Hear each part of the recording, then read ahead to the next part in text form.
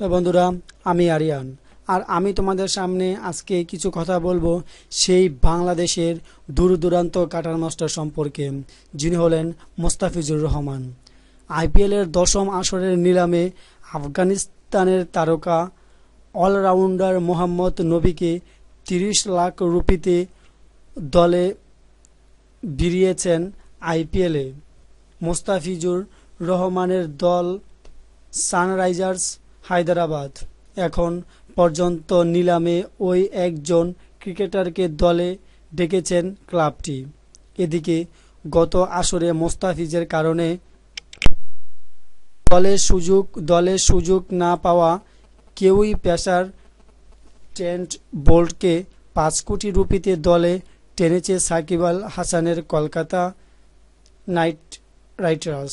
Thank you বন্ধুরা, সেই মোস্তাফিজ এবং আইপিএলের সাকিবের দলের কথা একটু জানার জন্য।